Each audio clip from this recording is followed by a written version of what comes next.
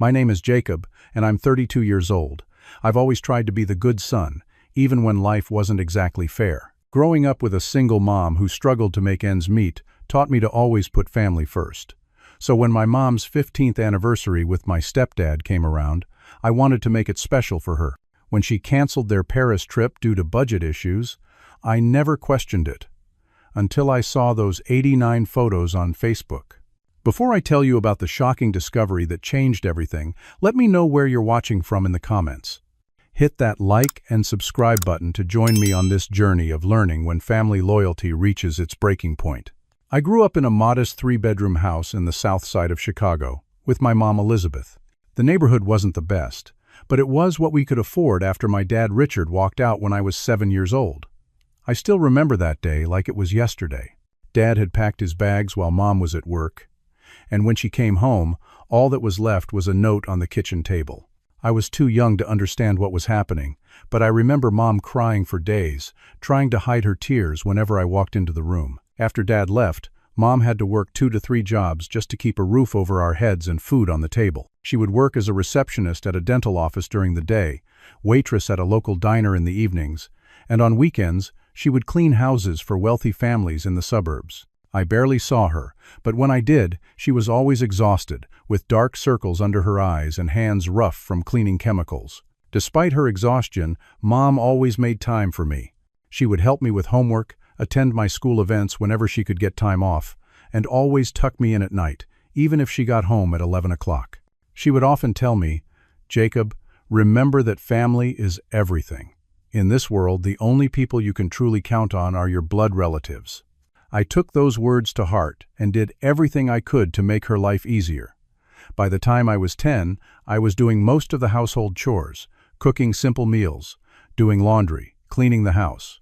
I wanted to be the perfect son who never caused any trouble. I kept my grades up, stayed away from the neighborhood kids who were getting into trouble, and never complained when we couldn't afford new clothes or the latest video games my friends had. Things changed when I was 15. Mom met Harry at the bank where she had started working as a teller. Harry was a loan officer, divorced with 2 children of his own, Sophia, who was 13 at the time, and Adam, who was 17. Harry seemed nice enough, always bringing Mom flowers and taking her out to nice restaurants. I was happy for her because for the first time in years, I saw her smile reach her eyes. 6 months after they started dating, Harry proposed, and just like that, we became a blended family. We moved into Harry's 4-bedroom house in a better neighborhood, and suddenly, I had a stepfather, a stepsister, and a stepbrother. I thought things would get better for us. But the reality of our blended family was more complicated than I had imagined. Harry wasn't mean to me, but it was clear that his children were his priority. When decisions were made about vacations, it was always about where Sophia and Adam wanted to go. When it came to spending money, Harry never hesitated to buy Sophia new clothes or the latest iPhone, while I was told that I needed to understand the value of money and work for what I wanted. Mom noticed the discrepancy in treatment, but she never said anything. I could see the conflict in her eyes sometimes, torn between standing up for me and not wanting to rock the boat with her new husband.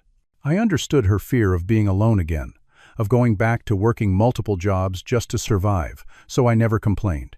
I focused on being the perfect stepson instead. I was polite to Harry, friendly with Sophia and Adam, even though they made it clear they saw me as an outsider. I helped around the house without being asked, got straight, as in school, and never caused any trouble. I thought if I was good enough, eventually Harry would accept me as his own. By the time I graduated high school, I had earned a partial scholarship to Boston University. It wasn't enough to cover all my expenses, so I worked part-time throughout college to pay for books, food, and housing. Meanwhile, Harry paid for Sophia's full tuition at Northwestern without her having to work a single day. Again, I didn't complain. I understood that Harry wasn't my father, and he had no obligation to pay for my education. After graduating with a degree in finance, I landed a decent job at a consulting firm in Boston. The distance from Chicago gave me some perspective on my family situation. I started seeing how unbalanced things had been, but I still called Mom every Sunday without fail. I sent her money monthly, even though she was financially stable with Harry. I did it because I wanted her to know that I would always take care of her, that she could count on me. For 8 years after college, I built my career, got promotions, made good money, and always stayed in touch with Mom. I visited Chicago for every Christmas, Thanksgiving, and her birthday. During those visits, I would notice that family photos around the house rarely included me. There were pictures of Harry with Sophia and Adam at graduations, vacations, and celebrations, but the only photos with me were tucked away in Mom's bedside drawer. Old pictures from before Harry came into our lives. It hurt, but I told myself that what mattered was that Mom was happy and secure. She no longer had to work multiple jobs or worry about paying bills. She could finally enjoy life, and if that meant I had to accept being on the periphery of her new family, then so be it. After all, she had sacrificed so much for me when I was growing up. It was my turn to make sacrifices for her happiness. As Harry and Mom's 15th wedding anniversary approached, I wanted to do something special for them. Mom had always talked about wanting to visit Paris. Ever since I was a child, she would collect magazine clippings of the Eiffel Tower, the Louvre, and the Seine River. She had a small wooden box where she kept these clippings, along with euros she would save whenever she could spare a few dollars. "Someday," she would say, looking at her collection, "someday I'll walk down those beautiful streets." That someday never came. Even after marrying Harry, who was financially comfortable, they never took that dream trip. Their vacations were always to places Sophia and Adam wanted to go. Disney World, beach resorts in Mexico, or skiing in Colorado. Mom's dream of Paris remained just that, a dream. So when their anniversary was 6 months away, I decided this was my chance to make her dream come true. I researched the best time to visit Paris, found a highly rated hotel near the Champs-Élysées, and looked into tickets for all the attractions Mom had talked about visiting. The total cost for 2 round-trip tickets, 7 nights at the hotel, and spending money came to just over $6,000, a significant amount, but not impossible if I was careful with my finances. For the next 6 months, I worked overtime whenever possible, cut back on eating out, canceled my gym membership, and used public transportation instead of Uber. I even sold some of my furniture and electronics that I didn't absolutely need. By the time I had saved enough, I was sleeping on a mattress on the floor and eating ramen noodles more often than not. But it was worth it to make Mom's dream come true. I called Mom on a Sunday evening in April, barely containing my excitement. When she answered, I could hear the TV playing in the background and Harry asking who was calling. "It's Jacob," she said to him before turning her attention back to me. "Hi, sweetheart. How are you?" "I'm great, Mom. Actually, I'm calling because I have something special for you and Harry," I said, unable to keep the excitement from my voice. "Oh, what's the occasion?" she asked.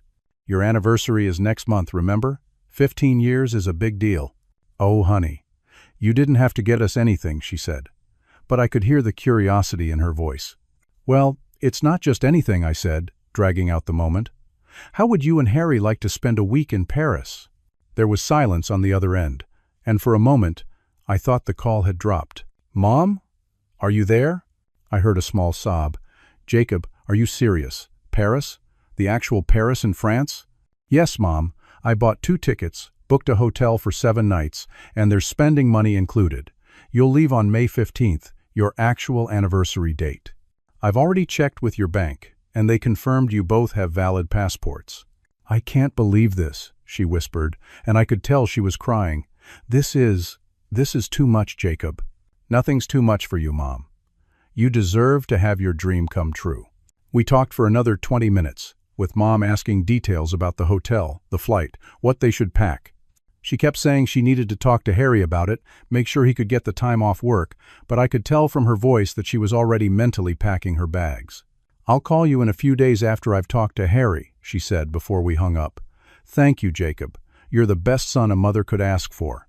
Those words made all the sacrifices worth it. I went to sleep that night imagining Mom finally standing in front of the Eiffel Tower, the look of wonder on her face as she realized her lifelong dream. 2 weeks passed before I heard back from Mom. I had started to get worried, sending her texts, asking if everything was okay, if Harry could get the time off. Her responses were short. "Still figuring things out, or we'll call you soon." Finally, on a Wednesday evening, she called. "Hi, Mom," I answered eagerly. "So, is everything set for the trip?" There was a pause, and immediately I knew something was wrong. Her voice when she finally spoke was subdued, missing the excitement from our previous conversation. "Jacob, honey, "I'm so sorry, but we're not going to be able to go to Paris." It felt like someone had punched me in the gut. "What? Why not? Is everything okay?" "Everything's fine," she assured me quickly. "It's just." Harry and I discussed it, and with the current state of our finances, it's not a good time. We've had some unexpected expenses come up. The roof needs repairs, and Harry's car needed a new transmission. It's just not in our budget right now. "Mom, you don't have to worry about money. I've paid for everything already. The tickets, the hotel, everything." "I know, sweetie, and it's incredibly generous of you. But we would still need spending money, and with these expenses, it's just not responsible for us to go on such an extravagant trip right now." "I included spending money too," I reminded her, "and if you need more, I can help with that." "No, no," she said firmly. "You've done too much already. We can't accept any more money from you. You should be saving for your own future, not spending it all on us." We went back and forth for a while, with me offering solutions to every obstacle she raised. But it was clear her mind was made up. No matter what I said, she and Harry wouldn't be going to Paris. "Maybe we can plan for next year," she suggested, though we both knew that was unlikely. "I'm really sorry, Jacob. I know how much work you put into this." After hanging up, I sat on my couch, deflated. I had been so sure this gift would make her happy, that it would be a memory she would cherish forever. Instead, I had $6,000 worth of non-refundable bookings and a hollow feeling in my chest. The next day, I called the airline and hotel to see if I could get any kind of refund. As expected, I could only get a small percentage back, nowhere near what I had spent. I considered going to Paris myself, but the thought of wandering those romantic streets alone, seeing all the places Mom had dreamed of visiting without her, was too depressing. In the end, I used some of the refunded money to buy Mom and Harry a nice anniversary gift, a crystal picture frame with their wedding photo, and a gift card to their favorite restaurant. It wasn't Paris, but at least it was something. I mailed it with a card expressing my love and understanding about the canceled trip, saying that I respected their decision and that maybe someday we could all go to Paris together as a family. I told myself that the important thing was that Mom knew I cared enough to try to make her dream come true. That was what mattered, not the money spent or the trip not taken. At least, that's what I tried to convince myself as I went back to working regular hours and started saving up to replace the furniture I had sold. It was exactly 1 week after Mom and Harry's anniversary, when everything changed. I was at home on a Friday night, scrolling through Facebook while half watching a movie on Netflix, when I saw it. A notification that Elizabeth Winters has added 89 new photos to the album Paris Dream Come True. At first, my brain couldn't process what I was seeing. I clicked on the notification, thinking maybe it was an old album from a previous trip I didn't know about, or perhaps photos from a Paris-themed restaurant. But as the images loaded, reality hit me like a bucket of ice water. The first photo showed Mom and Harry standing in front of the Eiffel Tower, arms around each other, beaming at the camera. The caption read, "Finally made it to the City of Light. Anniversary trip of a lifetime with my amazing husband." My hands started shaking as I scrolled through the album. Photo after photo showed Mom and Harry, at every iconic Paris location, posing by the Seine River, standing in front of the Louvre Pyramid, eating at sidewalk cafes, shopping on the Champs-Élysées. And they weren't alone. Sophia was there, smiling in a stylish black dress at a fancy restaurant. Adam was there with his girlfriend Laura, taking selfies at Notre Dame Cathedral. Harry's brother Thomas and his wife Patricia were there too, raising wine glasses in a toast at what looked like an expensive dinner. The entire family was there. The entire family except me. I scrolled through all 89 photos, my disbelief turning to confusion, then to hurt, and finally to a burning anger that made my chest tight. The timestamp on the photos confirmed what I already knew. They had gone to Paris on their anniversary, the exact dates I had booked for them. The exact trip they had told me they couldn't take because of budget issues. I went back to the first photo and read the comments. Friends and family congratulating them on the beautiful trip. Harry commenting, "Thanks to our amazing daughter Sophia for making this dream trip possible for our anniversary." Sophia responding, "Anything for the best parents in the world. Love you both so much." So that was it. Sophia had also planned a Paris trip, and rather than telling me the truth, that they were already going to Paris as a gift from Sophia, Mom had lied about financial problems. She had let me believe they couldn't go, while all along they were planning to go without me. I kept scrolling, looking for any mention of me, any acknowledgement of the fact that I had also tried to send them to Paris. There was none. It was as if my gift, my sacrifice, had never happened. As if I didn't exist. One photo particularly struck me. It showed the whole family: Mom, Harry, Sophia, Adam, Laura, Thomas, and Patricia, gathered around a table at a restaurant with the Eiffel Tower visible through a window behind them. The caption read, "Family dinner with everyone I love most in this world." Everyone she loved most in this world, except her own son. I closed Facebook and sat in the dark, trying to make sense of what I had seen. Why would Mom lie to me? Why not just tell me that Sophia had already planned a trip? We could have coordinated, maybe combined our resources to make the trip even better. Or at the very least, she could have invited me to join them. I would have paid my own way. But instead, she had chosen to deceive me. To accept my gift with fake tears of joy, then claim they couldn't go due to money problems, all while planning to go with everyone else in the family. Everyone but me. The realization was like a knife twisting in my gut.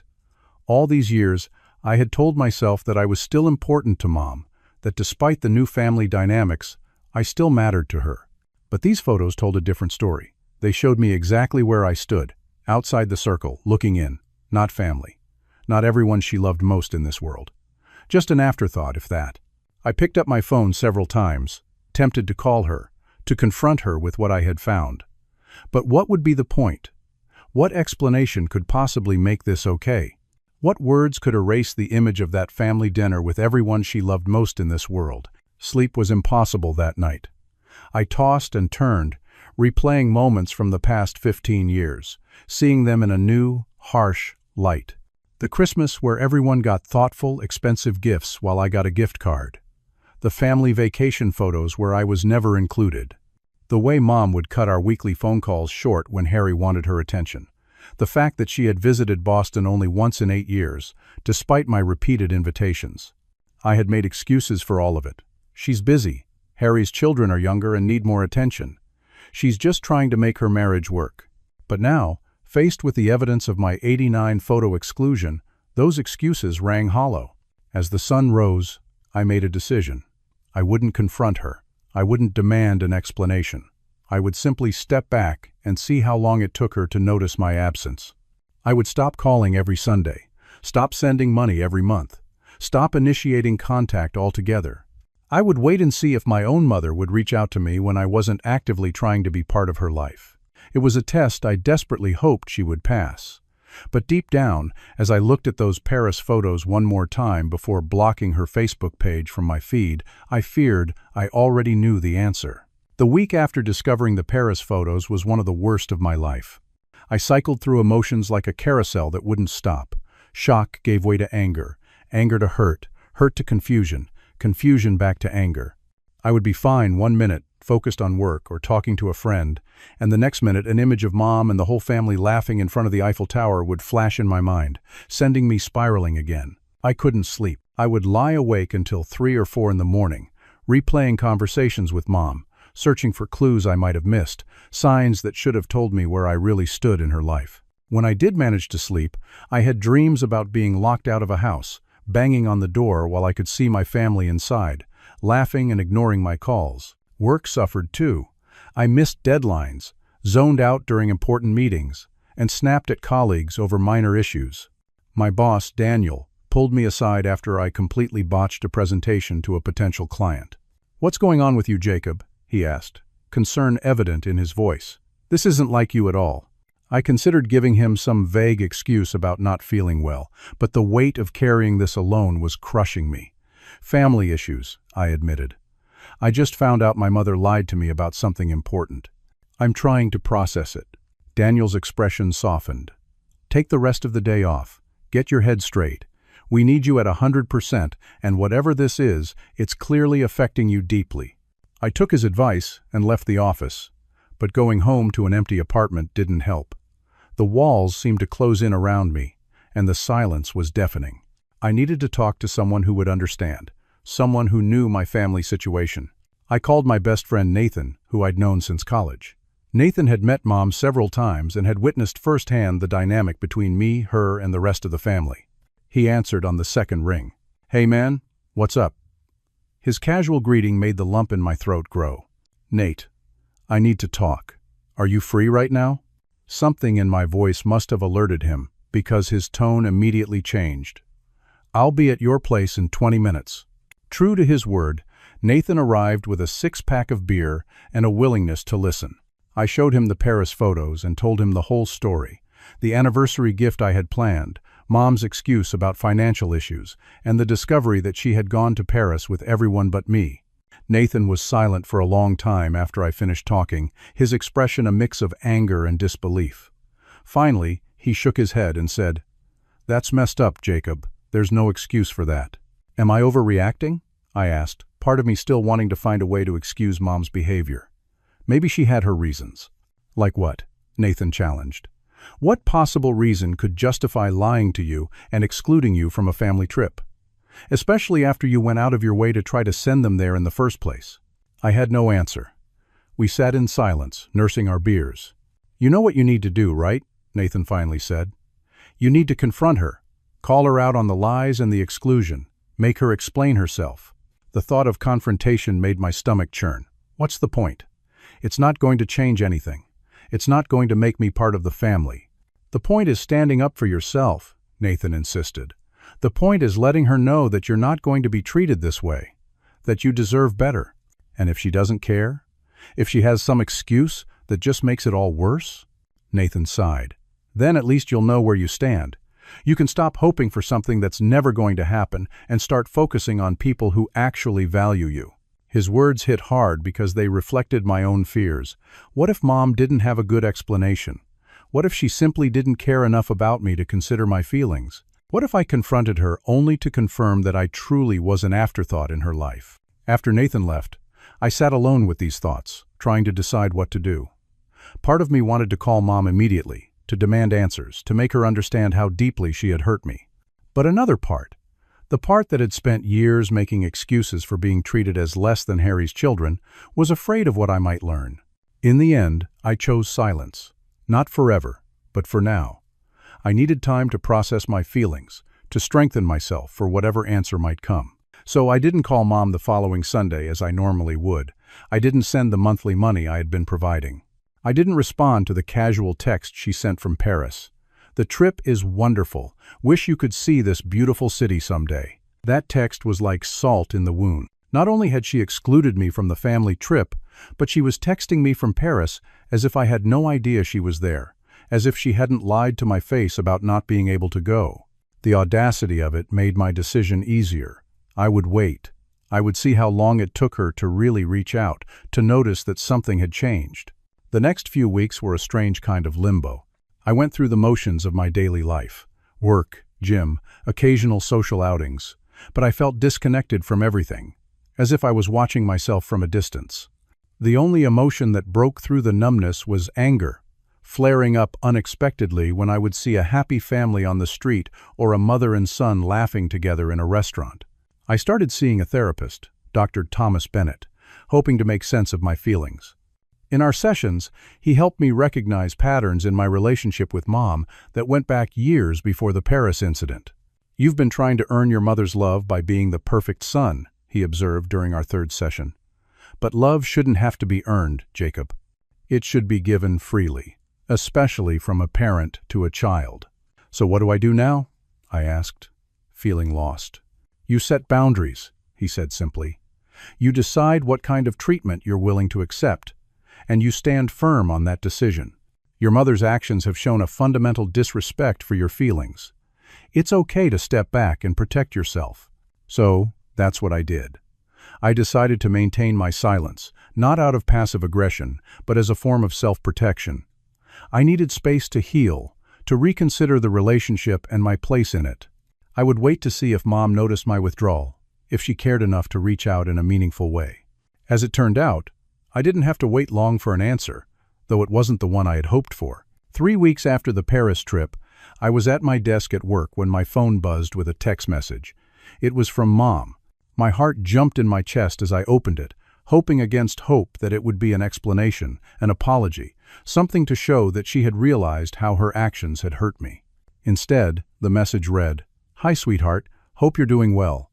I hate to ask, but we're in a bit of a tight spot this month. Harry had some unexpected expenses come up with the house, and his investment portfolio took a hit. Is there any chance you could help us out with $2,000? I promise we'll pay you back as soon as things stabilize. Love you." I stared at the message in disbelief. After everything, the lie about not being able to go to Paris due to budget issues, the family trip that excluded me, the radio silence when I stopped calling, her first real contact was to ask for money. Not to check why I hadn't called for 3 weeks, not to explain the Paris trip, just a request for $2,000. The audacity was breathtaking. They had just returned from an expensive European vacation with the entire family, and now they needed my financial help? I felt like I had been slapped in the face. I put the phone down without responding and tried to focus on work, but it was impossible. My mind kept returning to the text message and all it represented, the years of being taken for granted, of being treated as an ATM rather than a son, of being kept on the periphery of a family I desperately wanted to be part of. That evening, driven by a mix of curiosity and masochism, I checked social media again. Though I had blocked Mom's Facebook feed from appearing on mine, I could still search for her profile. What I found only added fuel to the fire. Harry had posted photos of a brand new SUV in their driveway, with the caption, "New ride for a new chapter. The old car served us well, but it was time for an upgrade." The timestamp showed it was posted just 3 days ago. Sophia had posted about moving into a new apartment in downtown Chicago, thanking her dad for helping with the security deposit and first month's rent. That post was from yesterday, and there was Mom, commenting on both posts with enthusiastic support and love, not a hint of the tight spot she had mentioned to me. I felt sick to my stomach. The pieces were coming together to form a picture I didn't want to see, but couldn't ignore. The unexpected expenses weren't necessities. They were luxuries for Harry and his children.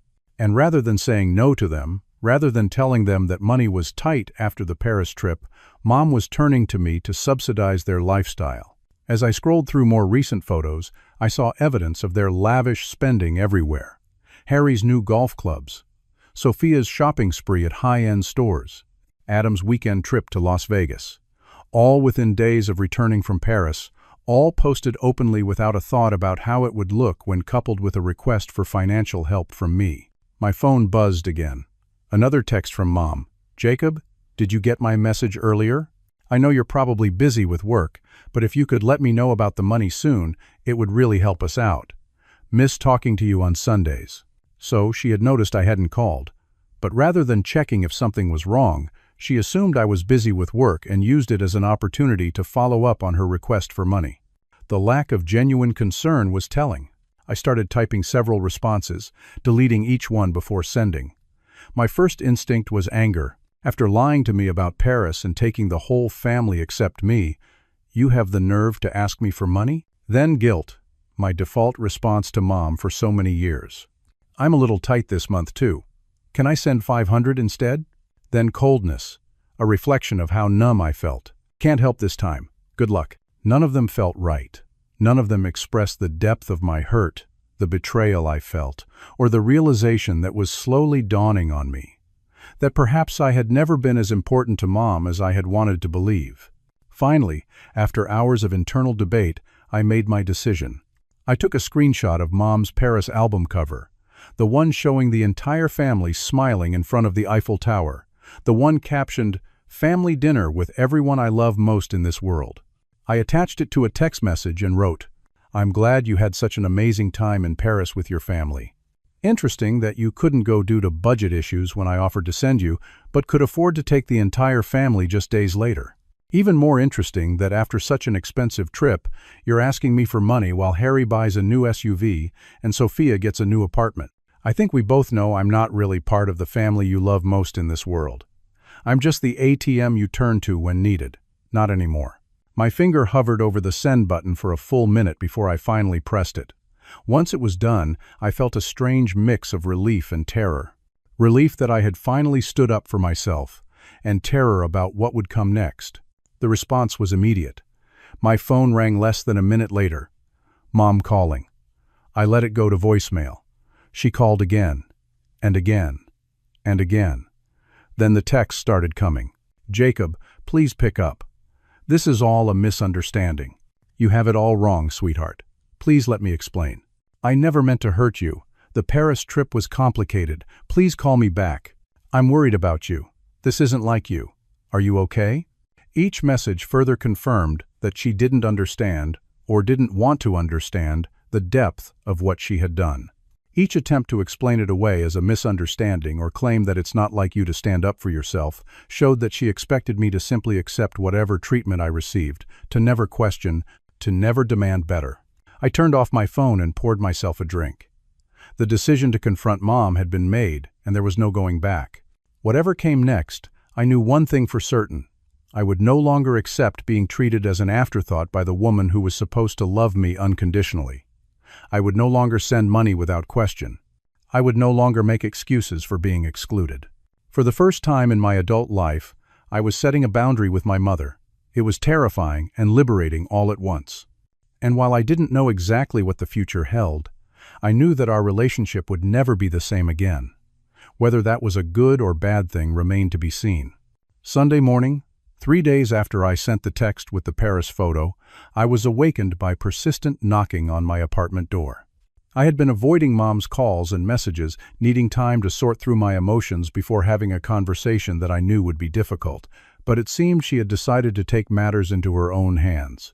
I dragged myself out of bed, checked the peephole, and sure enough, there was Mom standing in the hallway, looking worried and exhausted. For a moment, I considered not answering, pretending I wasn't home. But I knew this conversation was inevitable, and perhaps it was better to have it face to face. I opened the door but didn't invite her in immediately. "What are you doing here?" I asked, my voice flat. "You wouldn't answer my calls," she said, her eyes red-rimmed from either crying or lack of sleep. Maybe both. "I was worried sick about you. I took the first flight out this morning." The fact that she had flown from Chicago to Boston just to see me should have touched me, but all I could think was that she hadn't been willing to include me in the Paris trip, yet now she was flying across the country when I threatened to cut off financial support. "I'm fine," I said coldly. Just finally seeing things clearly. Her face crumpled. "Please, Jacob, can I come in? I need to explain." Part of me wanted to refuse, to make her feel even a fraction of the exclusion I had felt. But I stepped aside, allowing her into my apartment. Mom looked around, taking in the sparse furnishings, a reminder of what I had sold to afford the Paris tickets that were never used. She sat on the couch while I remained standing, maintaining a physical distance that reflected the emotional gap between us. "I never meant to hurt you," she began, her voice breaking. "You have to believe that." "Then what exactly did you mean to do?" I asked. "When you told me you couldn't go to Paris because of money problems while planning to go with everyone else. When you posted photos calling them everyone you love most in this world. When you texted me from Paris pretending I had no idea you were there. What exactly were your intentions?" Mom flinched at the anger in my voice. "It wasn't like that, Jacob. Sophia surprised us with the trip. She had been planning it for months, saved up for it. She wanted it to be special for her dad and me. And you couldn't have told me that? Instead of lying about financial problems?" "I didn't want to hurt your feelings," she said, twisting her hands in her lap. "I knew how much work you'd put into planning your gift. I didn't want you to feel bad that Sophia had already arranged the trip. So instead, you lied to me and excluded me completely," I said, the bitterness evident in my voice. "How is that better?" "Sophia only bought tickets for us, Harry's brother, and his wife," Mom explained, as if that made it all okay. "She couldn't afford a ticket for you, too. And you or Harry couldn't have bought one more ticket? Or told me about the trip so I could buy my own ticket? Or, I don't know, been honest with me from the beginning?" The questions tumbled out, all the thoughts that had been consuming me for weeks. "Harry thought it would be awkward," Mom admitted quietly, not meeting my eyes. "He said it was Sophia's gift and we shouldn't change her plans. And there it was, the truth I had suspected but didn't want to face. Once again, Harry's wishes and his children's feelings had taken precedence over me. And Mom had gone along with it, as she always did. "So you chose Harry's comfort over my inclusion." Again, I wasn't asking a question. "It's not that simple, Jacob," Mom protested. tears now flowing freely. You don't understand the pressure I'm under, trying to keep everyone happy. Everyone except me, I pointed out. I've spent 15 years trying to be the perfect son, never complaining, always understanding, sending you money, calling every week. And for what? To be lied to and excluded when it really matters? To be the last person you think of until you need money? Mom looked genuinely shocked at my words. Is that how you feel? Like you're not important to me? How else should I feel? I gestured at my phone on the coffee table. Look at the evidence. You went on a family trip without me, posted about being with everyone you love most in this world, not including me. And then your first real contact after weeks of silence was to ask for $2,000 while Harry is buying a new car. What conclusion would you draw? For several minutes, Mom didn't speak, just sat there crying silently. When she finally looked up, there was a recognition in her eyes that I hadn't seen before, as if she was truly seeing me and our relationship for the first time. I've been a terrible mother to you, she whispered. I hadn't expected that admission, and it took some of the wind out of my anger. I sat down on the armchair opposite her, suddenly feeling very tired. I don't think you're a terrible mother. I think you're a mother who made choices, and I wasn't your priority in those choices. But you should have been, she said, wiping her tears with the back of her hand. You're my son, my only child. You were there for me during the hardest years of my life. You've been nothing but supportive and loving, and I've taken you for granted. Her acknowledgement of my feelings should have been healing, but it also opened up a new wound. The realization of how long I had been pushed to the side, how many moments I had missed, how many times I had swallowed my hurt for her sake. It's not just about Paris, I said quietly. It's about 15 years of feeling like an outsider in your life. It's about watching you create this perfect family with Harry and his kids, while I'm kept at arm's length. It's about sending you money every month without question, while Harry buys Sophia a new car for her birthday and tells me I need to understand budget constraints when I ask for help with student loans.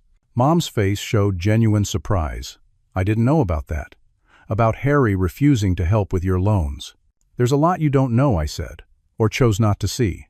Like how I'm never included in family vacation photos. Or how during holidays, Sophia and Adam get thoughtful, personal gifts while I get a gift card. Or how Harry interrupts our phone calls and you always cut them short when he wants your attention.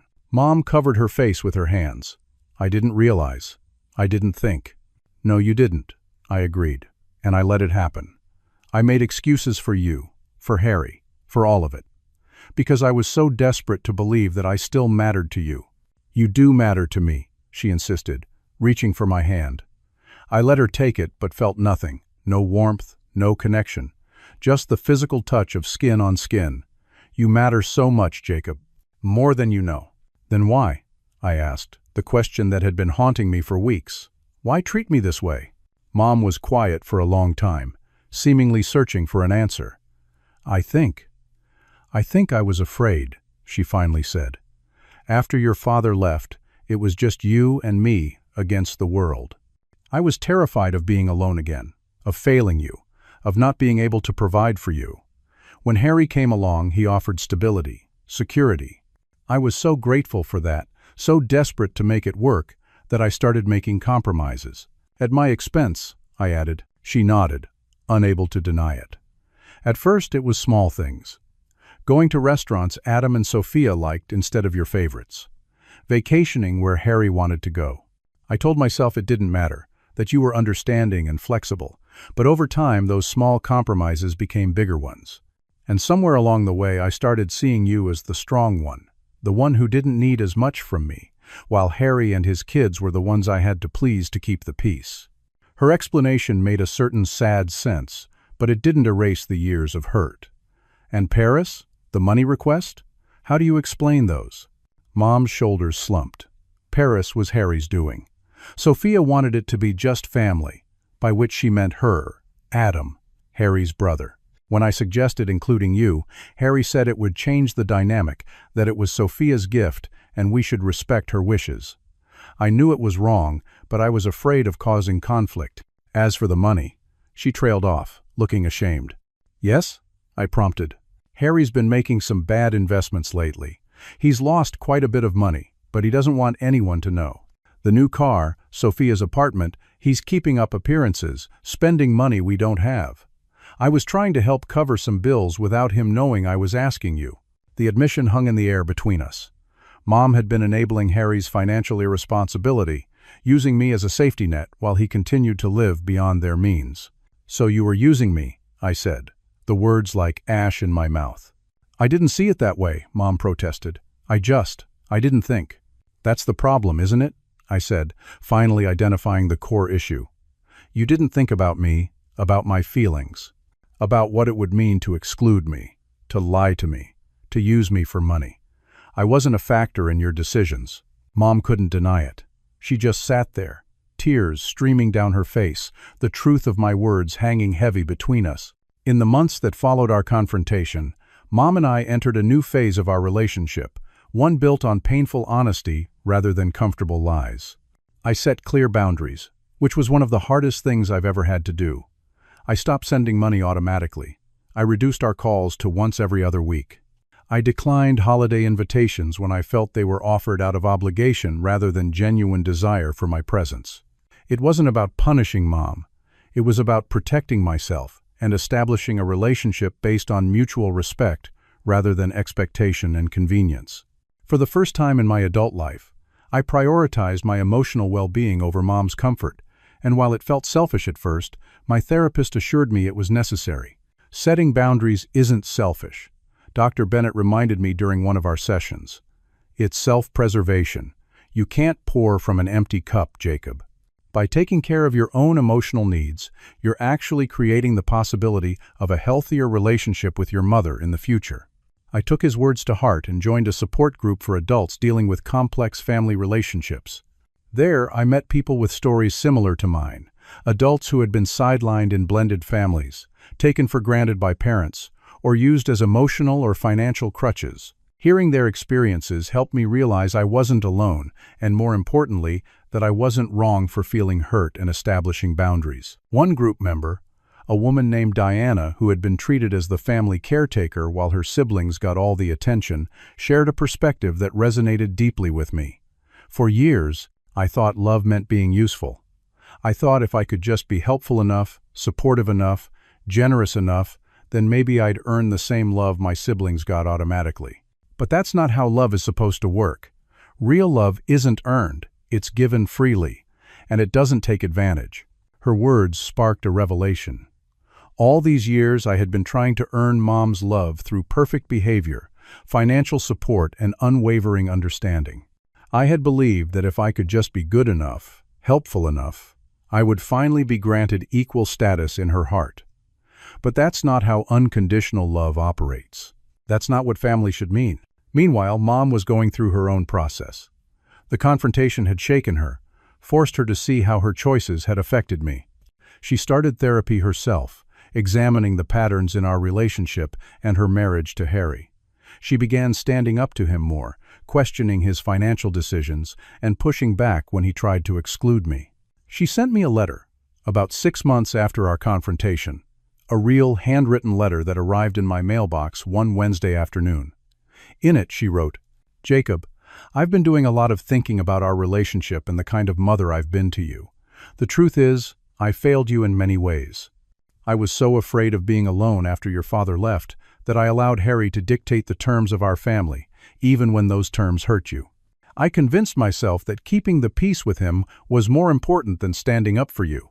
I was wrong. You deserve better. You deserved a mother who would move heaven and earth to include you, to make you feel valued and loved. Instead, I took the path of least resistance, and you paid the price for my weakness. I'm so deeply sorry. I don't expect your forgiveness, and I understand the boundaries you've set. I want you to know that I'm working on myself, trying to understand how I ended up here and how I can do better. Not just for you, but for me too. I've spent too many years being afraid, making choices from fear rather than love. That stops now. Whatever relationship we have going forward will be different. I hope it can be better, more honest, more equal, but that's up to you to decide. Just know that I do love you, Jacob. Not for what you can give me or do for me, but simply because you are my son. I'm sorry it took me so long to remember that." The letter wasn't a magic fix. It didn't erase years of hurt or immediately restore trust, but it was a start, an acknowledgement of the truth, and a step toward something new. Over the following year, our relationship slowly transformed. Mom began making genuine efforts to include me, not just in conversations or holiday plans, but in her heart. She started calling just to check in, not to ask for anything. She remembered details about my life and followed up on them. She came to visit Boston on her own, without Harry, and spent the weekend getting to know my city and my friends. There were still missteps and uncomfortable moments. Old habits die hard, and sometimes Mom would fall back into patterns of prioritizing Harry's wishes or forgetting to consider my feelings. But the difference was that now I would point it out, and she would listen. We were learning, both of us, how to build a relationship based on honesty rather than expectation. As for Harry and his children, I maintained a polite distance. I didn't cut them out entirely. They were still part of Mom's life, and I respected that. But I no longer pretended we were one big happy family. I no longer tried to earn their acceptance or approval. I engaged with them on my terms, with clear boundaries and realistic expectations. The most profound change, though, was within myself. I stopped measuring my worth by Mom's attention or approval. I built deeper connections with friends who valued me for who I was, not what I could provide. I focused on my career, my hobbies, my own happiness. And in doing so, I discovered a sense of peace that had eluded me for years. The truth I learned through this painful experience is that sometimes the people who should love us unconditionally don't. Sometimes the family we're born into doesn't give us what we need. And when that happens, we have two choices. We can keep trying to earn love that should be freely given, or we can accept the reality and build a life filled with people who do value us, who do see our worth without conditions. I chose the second path, and though it was harder initially, it led to a freedom I never knew was possible. The freedom to be myself without apology. The freedom to expect respect and honest treatment. The freedom to walk away from relationships that take more than they give. This doesn't mean I don't love my mom. I do, deeply. But I love her with my eyes open now, seeing her as she is, a flawed human being doing her best, sometimes failing, sometimes succeeding. And I love myself enough to require better treatment than I received in the past. If there's one lesson I would share from my experience, it's this. You cannot earn the love of someone who doesn't value you for who you are. No amount of money, support, understanding, or sacrifice will change that fundamental truth. Instead of exhausting yourself trying to be worthy of love that should be unconditional, invest that energy in people and pursuits that fill your cup rather than draining it. You are not responsible for other people's choices or priorities. You are responsible for protecting your own heart, establishing healthy boundaries, and recognizing when a relationship is causing more pain than joy. Sometimes the bravest thing you can do is to step back from a relationship that hurts you, even, perhaps especially, when that relationship is with family. I don't know what the future holds for me and Mom. I don't know if we'll ever fully heal the wounds of the past or create the kind of mother-son bond I always yearned for. But I do know that whatever relationship we have going forward will be built on truth, respect, and genuine care, not obligation or habit. And that in itself is a victory. So if you're struggling with family relationships that cause you pain, know that you're not alone. Know that it's okay to set boundaries, to expect better, to walk away if necessary. You deserve to be valued. You deserve to be seen. You deserve to be loved not for what you provide, but simply for who you are. What's your experience with family dynamics? Have you ever had to set boundaries with loved ones who took you for granted? Share your story in the comments below. If this resonated with you, please like and subscribe to hear more real-life stories of overcoming family challenges. And remember, sometimes the family we choose is more important than the family we're born into. Thank you for listening, and take care of your heart. It's the only one you've got.